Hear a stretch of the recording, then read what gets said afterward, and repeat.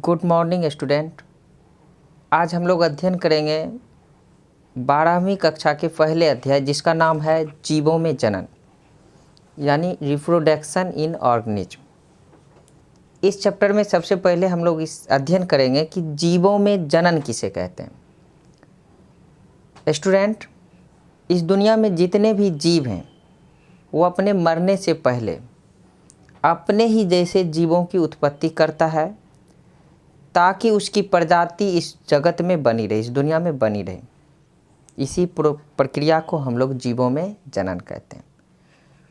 For example, मैं मनुष्य हूँ, मैं अपने मरने से पहले अपने ही जैसे संतति को उत्पन्न करूँगा ताकि इस जगत में मनुष्य की जो प्रजाति है, उनका जो वंशज है वो लंबे समय तक चलता रहे।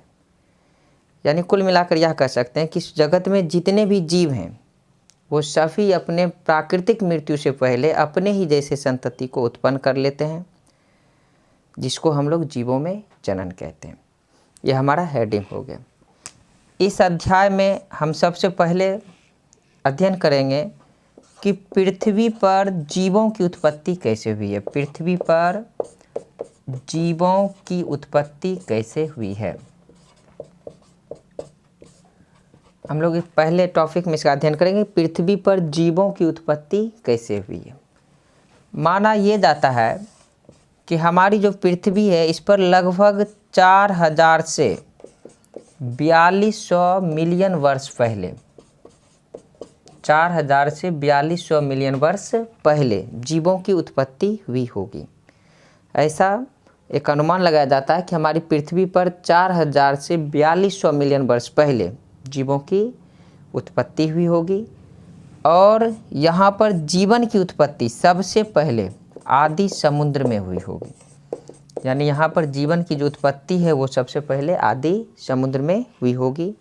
और हमारी पृथ्वी का जो सबसे प्राचीन जीव है उसे आर्की बैक्टीरिया को माना गया है। यानी हमारे पृथ्वी पर जो सबसे पहला जीव उत्पन्न हुआ होगा वो है आर्की बैक्टीरिया।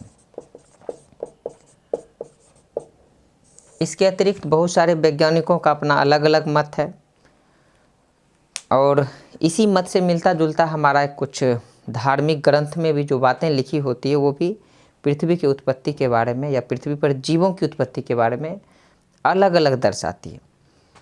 ये हमारा हो गया पृथ्वी पर जीवों की उत्पत्ति। दूसरे पॉइंट में हम लोग पढ़ेंगे जीवन अवधि के बारे में। जीवन अवधि के बारे में, जिसको इंग्लिश में बोलते हैं लाइफ स्पैन।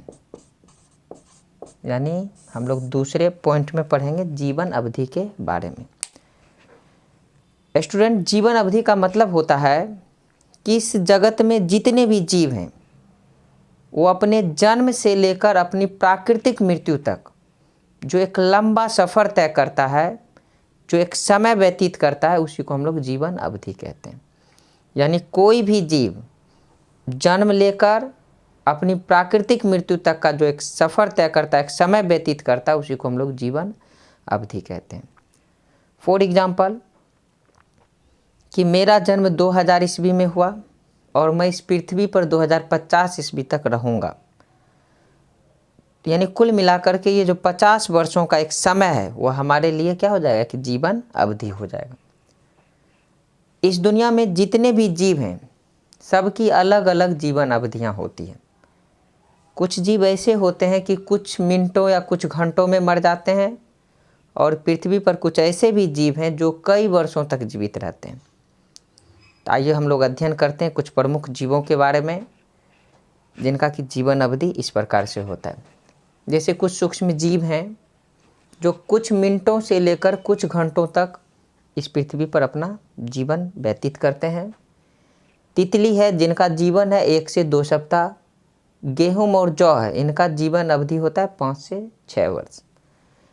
इसी तरह से घरेलू मक्खियाँ हैं जिनका जीवन काल होता है 6 माह। चूहा 3 वर्ष, मेढक 9 वर्ष, हंस 12 वर्ष, कौवा 15 वर्ष, गाय 26 वर्ष, नाग 28 वर्ष, भेड़ 20 वर्ष, बिल्ली 35 से 40 वर्ष, कुत्ता 20 से 30 वर्ष, गिद्ध 90 वर्ष, सूअर 80 वर्ष, मानव 100 वर्ष और औसतन 60 वर्ष। क्योंकि पोल्यूशन जो है एक बड़ी समस्या बन चुकी है, जिससे कि मनुष्य का जो जीवन है, जीवन अवधि, वो दिन प्रतिदिन घटता जा रहा है। पीपल वृक्ष 2000 से 4000 वर्ष, लाड़िया वृक्ष 11300 वर्ष। तो ये है हमारा जीवन अवधि। तो इसमें मैंने पहले पॉइंट पृथ्वी पर जीवों की उत्पत्ति का अध्ययन किया, इसके बाद जीवन अवधि का किया, और उस कुछ जो प्रमुख जीव हैं जिनका कोई अलग अलग जीवन अवधि होता है उसके बारे में हम लोग डिस्कस करें। अब हम लोग अगले पॉइंट में प्रजनन के बारे में पढ़ेंगे, जनन के बारे में पढ़ेंगे। ठीक है, फिर हम आगे पढ़ते हैं।